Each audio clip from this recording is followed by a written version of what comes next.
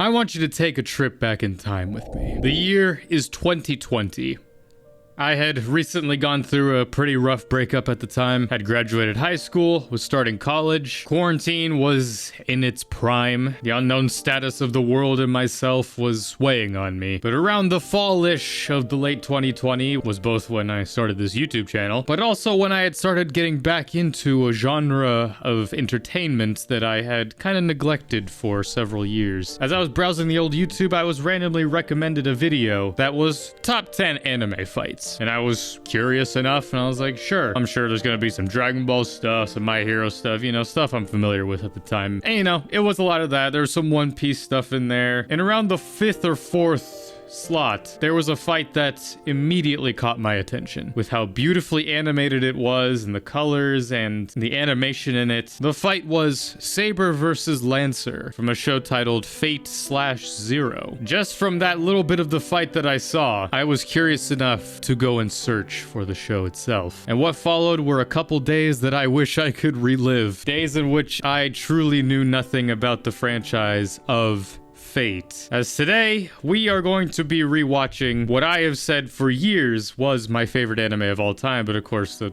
has been dethroned, but still holds such a special place in my heart. Just for, again, as the history I laid out, was a show that kind of saved my life. Just in terms of, at the time, I didn't know what I was really gonna do with my life. In truth, I still don't really know. But it at least pointed me in a direction of, hey, anime's awesome, just in case you forgot. And if you've been watching my Music Enthusiast reacts to the openings and endings to Fate Zero, you know that I've been talking about how, like, yeah, I'm gonna rewatch the show. And well, I should say rewatch again, because towards the tail end of 2023, about nearly 2 years ago at this point, I did do a rewatch of Fate Zero here on the channel. But that was quite a while ago at this point, and safe to say I have learned a lot in terms of watching anime and in terms of doing reaction videos and stuff like that. So I figured, like, after all these shows that I've watched that have become some of my new favorites, Attack on Titan, Re:Zero, Mushoku Tensei, Hunter x Hunter, Higurashi, all these great shows, why don't we go back to a show that was at one time my number one, my be-all end-all, and see if it truly holds up after all this time? I mean, I can answer with confidence.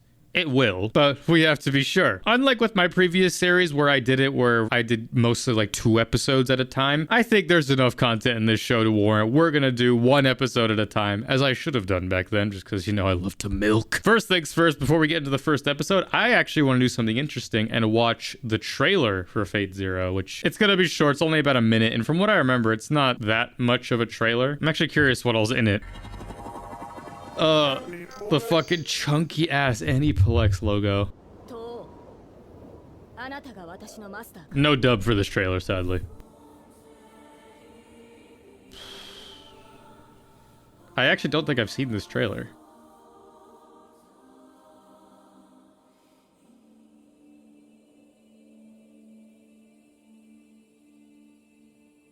And Orobuchi, you mad bastard.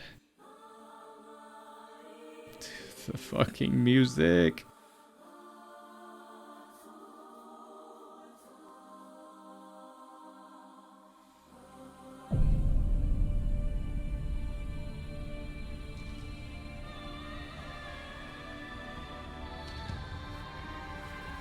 Music Yuki Kajiura, of course.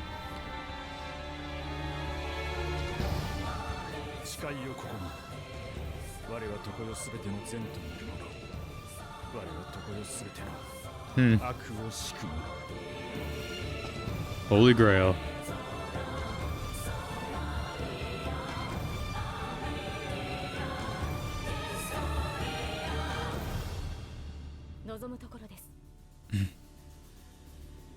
Interesting.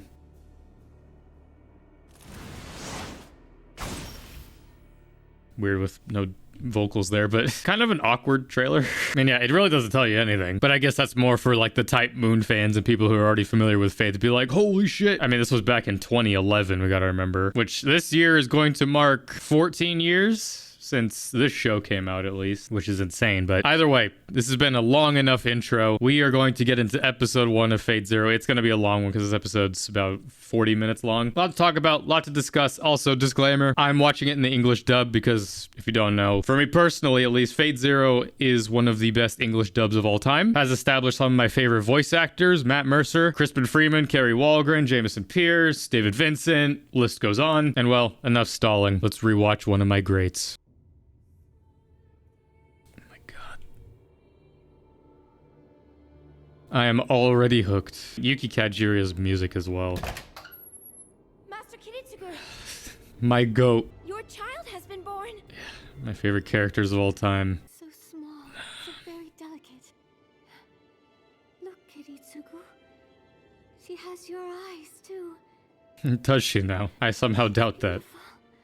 I'm so happy that I could give birth to her. I'm curious how much overlap I'm gonna have with talking about stuff when I did the series years ago. Probably some. But at the same time, I have not revisited Fate in any capacity in a long while, just because, you know, my mind has been filled with so many other characters and lores from other shows that we've done. So it's funny coming back to a show that I'm very familiar with, but at the same time, it's been a while. Unlike with my last series, where I was, you know, talking about the show as stuff happened, I think I'll take more of the approach that I'm going to assume that everyone watching this knows this show, which, of course, I would hope so. You know the show, you know what's coming, so I'm going to talk about stuff as I feel. Already, just having this being our establishing scene, just knowing the heartbreaking scene we have with Kiritsugu and Airi at the end of this show. I mean, it's just establishing right away, just like he's not even looking at them. Because at this point, it's like Kiritsugu, he has this deal with the Ainsburns. I wouldn't say he fully loves Airi, but there's time. Give it time. Airi, I will be the cause of your death. Her and many others. Start the count. When I came to know your ideals, I made your wish my own. You made me who I am today. Oh, ideals. You have guided Theologies. me on my path. You needn't pity me, because I am part of you already. That's what I already love about this show. And what I'm sure was hell for the dubbers is just like there's so many of these scenes where it's just we're not looking at who's talking a lot of the time, which I feel like adds a lot to the voice acting because like they don't have to really match lip flaps. So it's like it gives them a chance to act. It works. We have a lot of that in this show. I have no right to hold that child. None.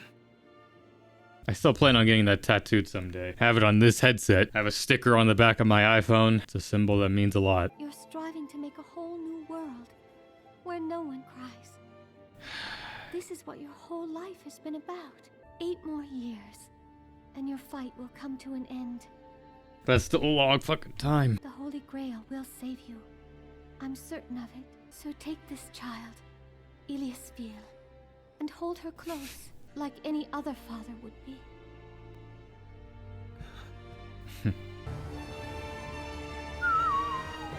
I know Yuki Kajir will give me copyright hell for this series, but I will do my damnedest. The journey begins again. Fucking hell, dude. Me watching this damn near 5 years ago for the first time, clueless. I enjoyed every second of it at the time, but there was just so much that I was so confused on. Just because, again, I'm being thrown into a franchise that I don't know anything about. I never even knew existed. I was lucky enough that this show was a show that really stands on its own, despite being a prequel, despite what many Fate fans may think or tell you. This show works as a great introduction, especially if you're fans of shows like Death Note, Code Geass, Attack on Titan, just shows with such those dark themes and just deep twists and ideologies. It works. Just that there, Kiritsugu is finally able to hold his daughter. It's just like he accepts just like, I'm still fighting, but that doesn't mean I have to always be fighting, you know? Though he has this deal with the Ainsburns where it's like he'll get the grail, he'll get his wish. That's why I still want a prequel to the prequel, where it's like I want to see Kiritsugu in the build up to what we see here. Because a lot of that is just in the books and stuff. In 3 years. Land seal? Oh my God. Yes. The mark identifies you as a participant in the Holy Grail War. This show doesn't miss with characters. Kire Kotamine. Another one of my goats. Grail War. Normally, those chosen by the Grail as masters for the servants are experienced and accomplished mages.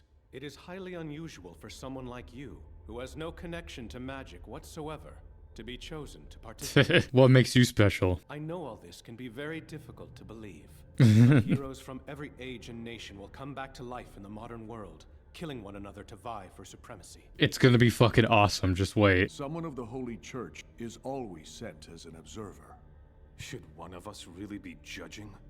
A secret battle between godless magicians? Probably not, and in truth, it doesn't matter. Because there's the whole thing of just like, oh, the church is neutral. For every war, like, that like doesn't fucking matter. Well, clearly, the church's son is now a master. I mean, this is immediately the scene in this show where it's just, you either get it or you don't. We've recruited your father to watch over and referee our battle. Perhaps it's time we got to the point. About 5 minutes in. As far as just the official background of the Holy Grail War. So I gathered.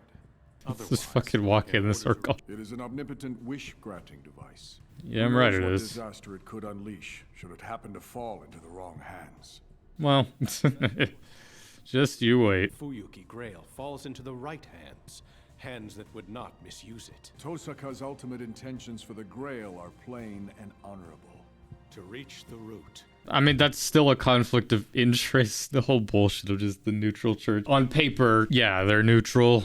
But once the war starts, the war starts. Seeing this initially, just like, what the fuck? It's walking circles around it. But like, in hindsight, it's cool just because watching Kirei's development over the course of this show, it's those two sides of him. Just like his loyalty to Tokiomi, his father. At this point in time, that's all that matters to him. I assume that the goal of my participation is to ensure Tokiomi Tosaka's victory, rather than to prevail myself. We will conduct ourselves in a manner that will maintain the appearance of us being enemies, and assure our victory in the end. Sounds like a plan. You will be officially transferred from the church to the Mages Association, where you will become my student. For 3 years. Become a mage of sufficient strength and skill to command a servant in the Holy Grail War in 3 years' time when the battles begin. Do you have any questions for us today? Only So one. many. How exactly does the Holy Grail go about selecting its masters? Keep The walking. exact criteria it uses is unknown, but it chooses those masters who need it most. I'm told that in the past, there were cases where command seals appeared on those whom you would never have expected. Oh, I think I understand. Such as. You're still puzzled at being chosen to be a master by the Grail, aren't you? He's being drawn into a senseless war that has absolutely nothing to do with him. No, this is as it should be. Perhaps this ordeal will do him some good. Only a few days ago, my son lost his wife.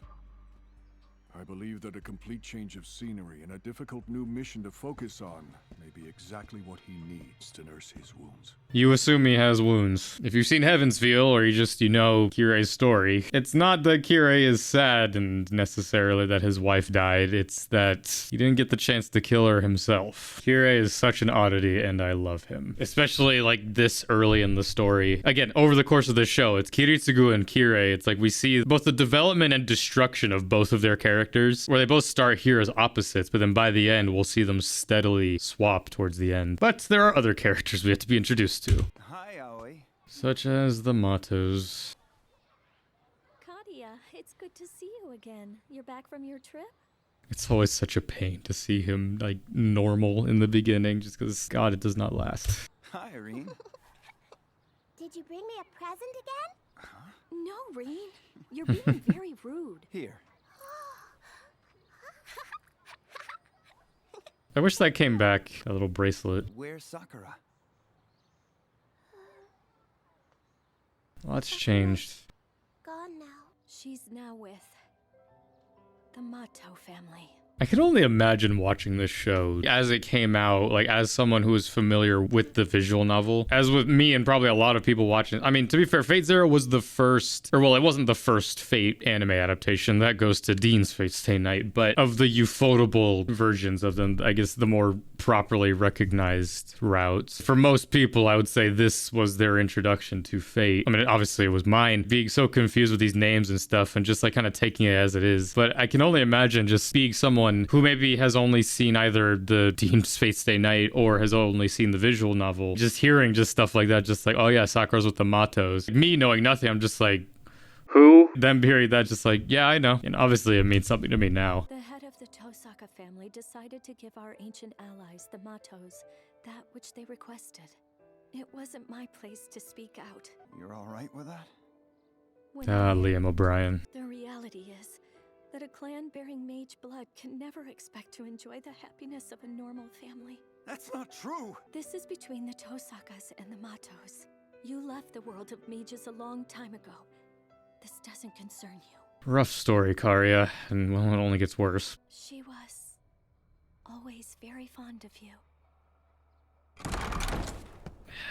So, Failure actually had the nerve to show his face here. To stay far away from this house and to never darken my doorstep again. Karya. Hello, Zoken. Tell me whose fault do you think it is for our present reduced circumstances? He was the head of the house. You only want the Grail to give yourself eternal youth. You just want to live forever. I mean, he already does live forever because of the worms, but I mean, to restore his youth, I feel like is more the wish. Fucking Karya. Like, Karya's one of the more interesting characters in this show, but like, I feel like we get so little with him. We don't get nothing with him. It's just, he's one of the more intriguing stories early on, but then we only get like bits and pieces of him throughout the show. If he did stay with the family, there would be no Sakura Mato. But at the same time, there would be no Fate Stay Night. Or at least one of the routes of Fate Stay Night. But even if we forfeit this round, we could still win the next in 60 years, if we prepare ourselves. If you can get your hands on the Grail, you won't need Sakura Tosaka anymore. Next year I will return from the Grail War, Grail in hand. And in return, you will release Sakura. You're a failure and you haven't trained a day in your life. You actually believe that in a single year you'll achieve the power to control a servant? You have the secret magic to make that happen and you know it. Got those worm Using steroids. Special worm techniques. Ugh. You can implant me with your crest worms. Karya, Pause. you want to die? If what you're trying to do is keep her out of all this, Karya, I'm afraid you're a little late. You bastard. This didn't. cut. She's been in there for over 12 hours and she's still breathing. The Tosakas have very powerful inner spirits. Well, if this doesn't set the tone, I will say this show does not have a good track record of keeping kids alive between this and next episode. But I intend to continue her education until you show results. That point is not negotiable. You won't renege on your word, Zokenmato.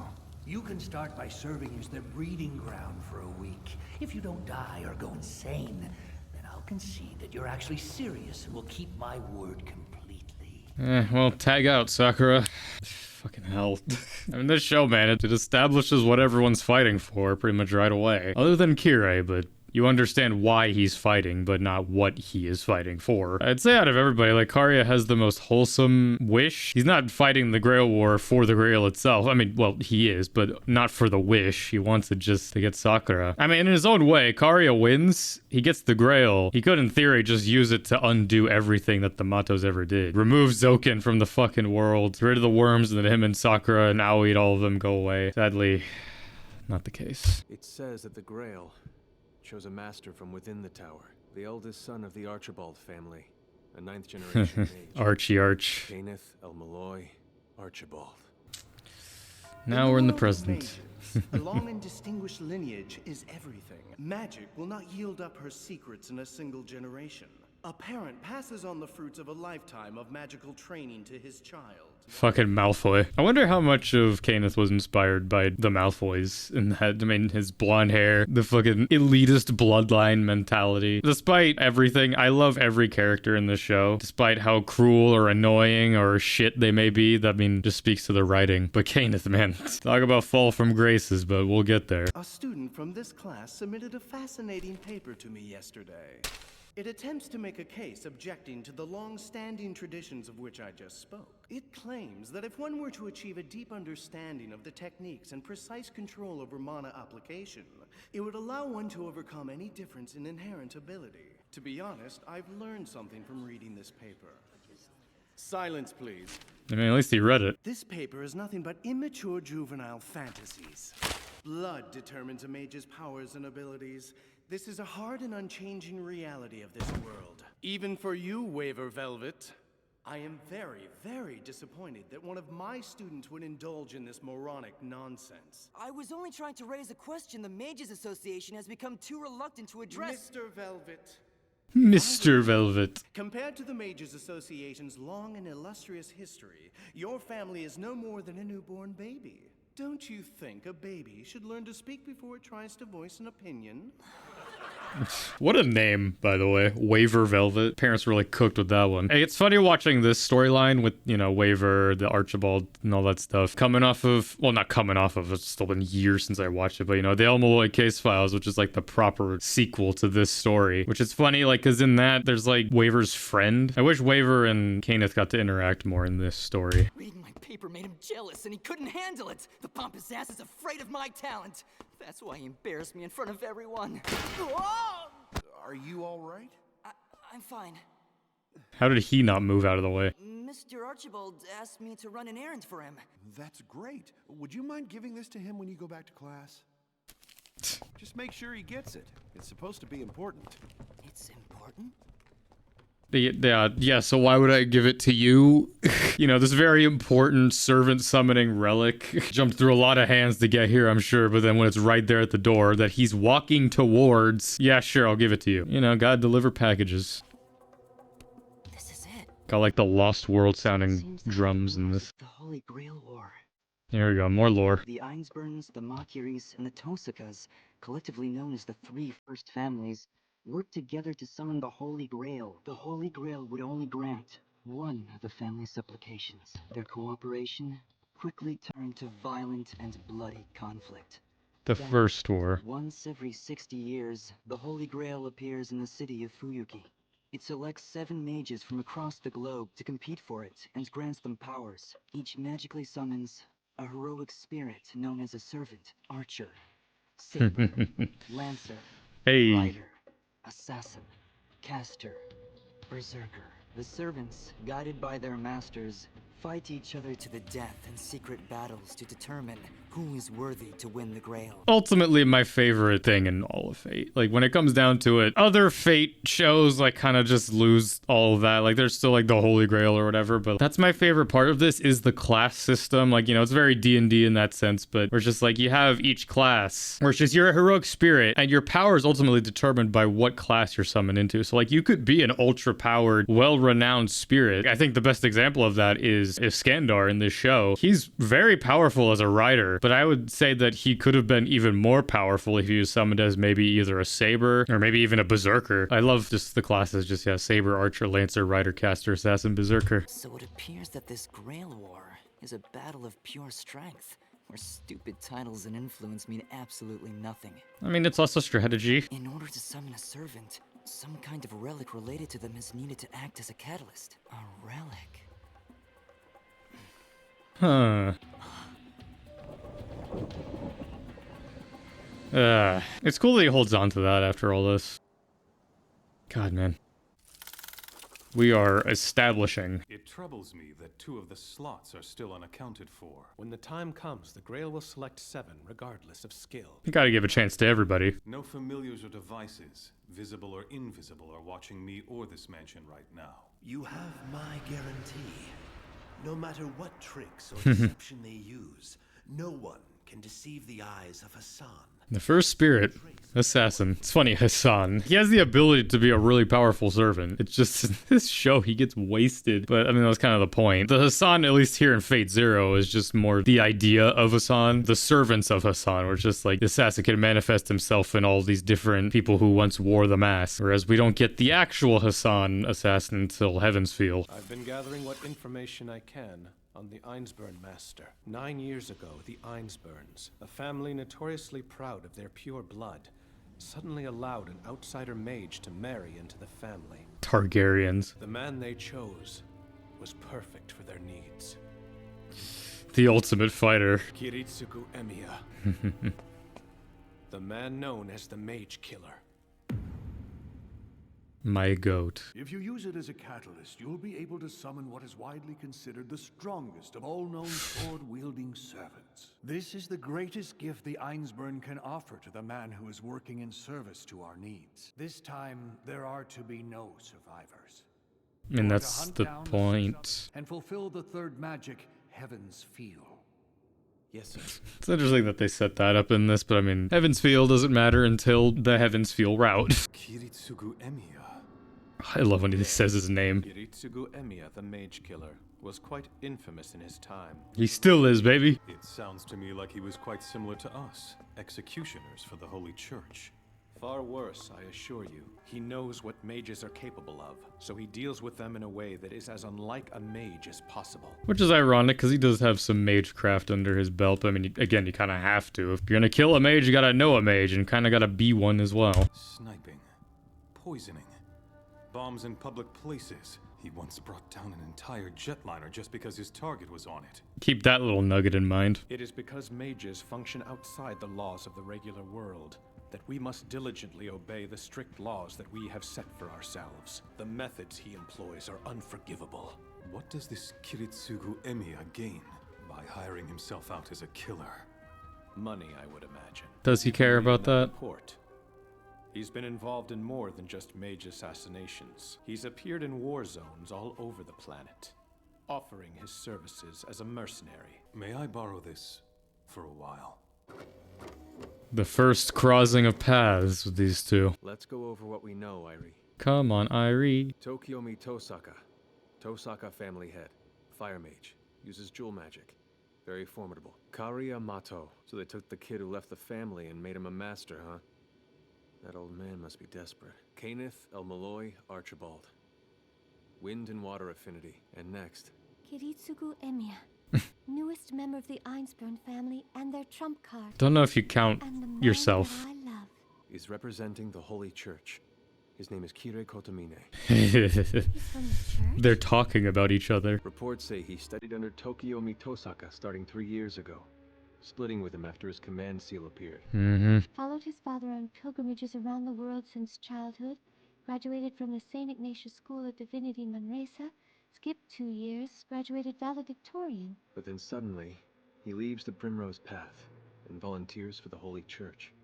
Why would someone like that decide to work for a secret church organization? I want to see a whole fucking anime of Kirei's story, man. I talked about this in my previous reaction series to this, that, like, it doesn't have to be super long, but I would love a show that's split into 2 halves where it's, I mean, in this show, we get episodes which are Kiritsugu's backstory, but some of the stuff in between that and when we see him in this show. And then the second half of the show is Kirei's story, because we get so little with it, both in this and in other stuff. I mean, this is the most we get right here in terms of his upbringing and what he did. Just like, what was the point in which he stayed with the faith but lost it? Until he arrived at the same place as his father, he changed positions 3 times.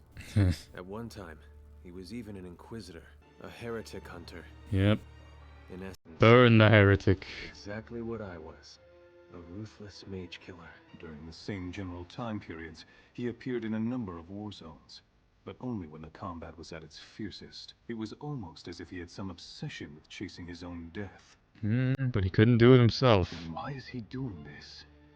Alchemy, necromancy, summoning, divination, healing. He gets almost to the point of mastery of a discipline, then switches to another field, and never looks back again. It's as if he throws away everything he's learned like yesterday's trash. This man, Kirei Kotomine, terrifies me. And I'm sure that's the first she's ever heard that. Someone who terrifies him. Someone who makes him scared of death. It's such a cool thing, though. I mean, they're both similar in that sense where Kirei has a fascination with death, whereas Kiritsugu at this point kind of wants to die, but I mean, right now he has a reason to live, which is his wish. This is one of my favorite scenes in the whole show, is them talking about each other. Just because they realize how similar they are to each other, but they just can't accept it. So it's like, my rival. It's just a shame that they never meet face to face until like the very, very end, but it's poetic in that sense. His actions are completely disconnected from any thought of risk versus reward. No way. There's no way he's just a freelancer in it for the money. He believes in absolutely nothing. He has no deep desire. He's just like me for real. I mean, other than the wish. What is he after? Why would he put his life at risk to get the Holy Grail? Why indeed? He must have some reason we don't know about to want the Grail. But I can't even begin to imagine what it is, and that terrifies me. Kirei Kotomine. Kiritsugu Emiya. His endless string of battles came to a sudden halt 9 years ago. Give it time. It appears that his final encounter with the mages of the north, the Einsburns, is where he at last found his answer. What did he seek in those battles? What was he looking for? And what exactly did he find? A reason to live, finally. Oh god, speaking of living. You look like bloody hell. You look like fucking shit. They bred well. I wonder how much of this was inspired by Welfin's truth bomb. It's funny watching stuff now. It's just like Hunter x Hunter just inspired everything, apparently. Like, I wonder if that inspired this in some aspect. I'd give you perhaps a month at best before they do their damage and drain the life out of you. That's plenty. This is your present for surviving an entire year. I found the perfect relic for you. Everyone's getting their seals. The Grail chose me as a master! My incredible talent has been recognized by the Grail! Because there's still not a full thing of like what the criteria is. I mean, they delve into it more into future episodes of this, but I mean, he already took an interest in it. Like, he did research, he has a relic, so it's like, I feel like the Grail is already just like, I mean, you're already basically there. I mean, the Grail War for Waver is just more for some character development rather than an actual wish. I have to prepare to summon my servant. Yeah. The best part. I can't believe they really found the legendary Excalibur scabbard. Yeah. There's not a scratch on it. Somehow. The object itself is a type of conceptual weapon. Yeah. It doesn't rust or degrade as ordinary physical objects do. Because that's how that works in Fate world is. I mean, we're in a world of magic. I mean, as we see later in the show and just Fate stuff, it's just like they have these noble phantasms and, you know, these magical powers, which of course are manifestations of their legends. A lot of other Fate stuff delves into ideas just like, no, in the history of Fate, they can actually just do stuff like that. But I like it more as just like a conceptual idea, like the scabbard. It heals its owner's wounds and halts the aging process. Yeah. The Master can use this in tandem with the summoned heroic spirit to protect himself during the course of a battle. What you're saying is that a tool is just a tool? That's right, I am. And that goes for the servant, too. No matter how famous the heroic spirit, when summoned as a servant, they're nothing but a tool for their master. Anyone who lets their fantasies get the better of them will never have the wherewithal to win this battle. Does his gift not satisfy you? Of course it does.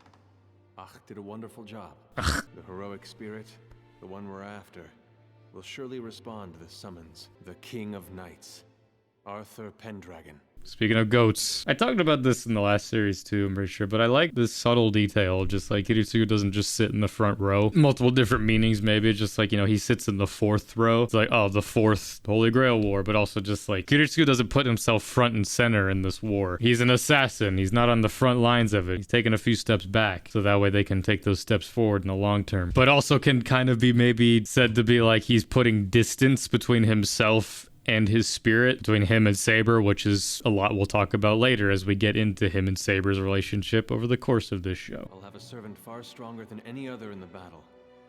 Yeah. The question is, the Goku of how spirits. best to use that power. In terms of ease of use, caster or assassin would be far better suited to the way I usually fight. No matter what your strategy is, once he learns of your ideals, of your dream, he'll understand. Just like I did. Yeah, he definitely will. I've found my strategy, the way to get the best use.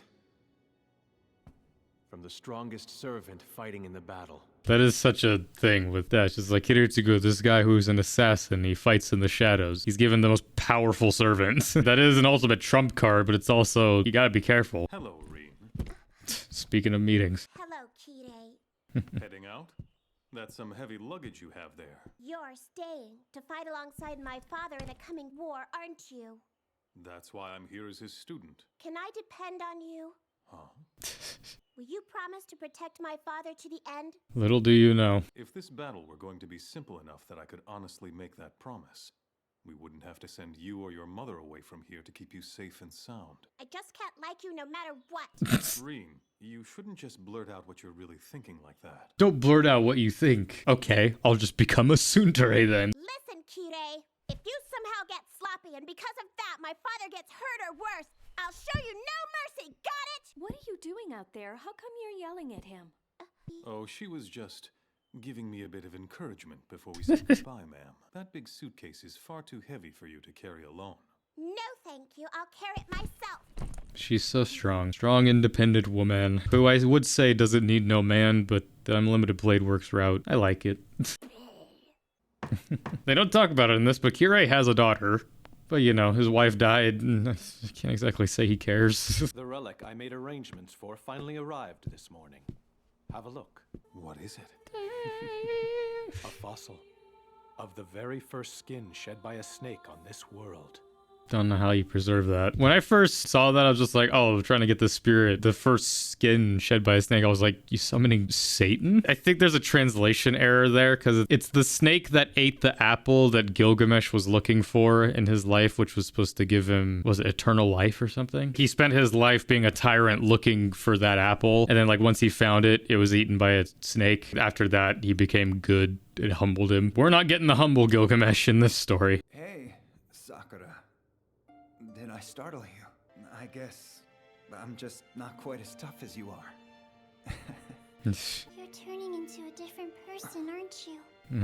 It took me way too long to realize Sakura's natural hair color is not purple. I don't think her eyes are naturally purple either. It's weird that her hair turns purple because of the worms. Well, I mean, Karya's hair turns white, but I just figured that's just because, like, it's aging him. Her hair turned purple. I mean, I guess it's because Sakura in Fate Stay Night has purple hair. I don't have to go to the worm pit again tonight.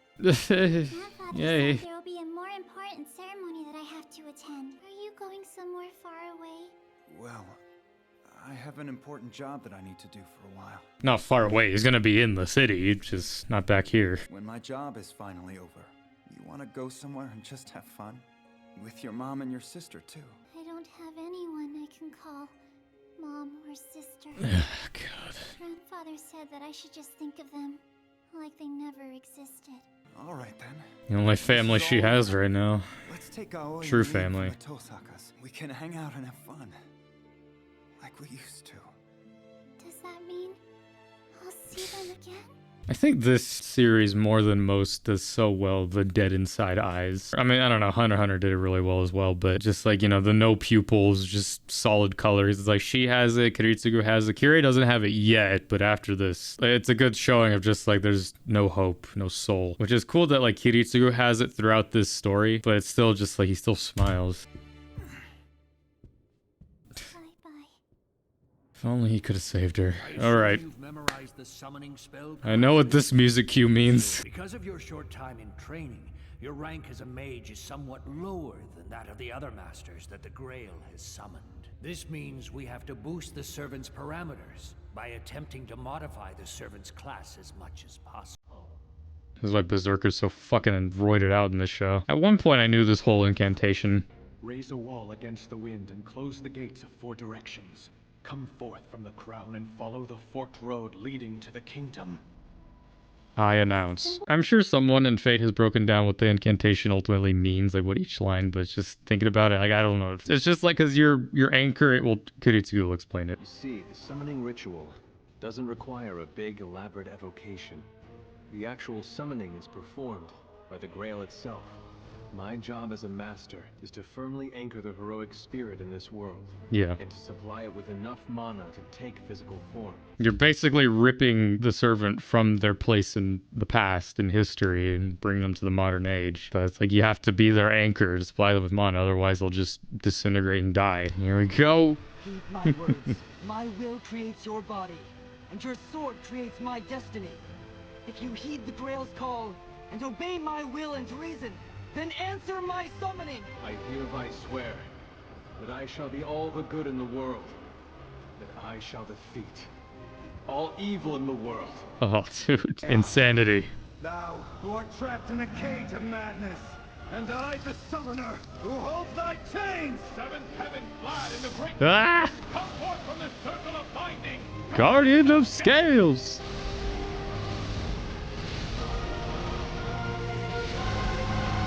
This shit's gas, man. I love servant summonings. Who's it gonna be?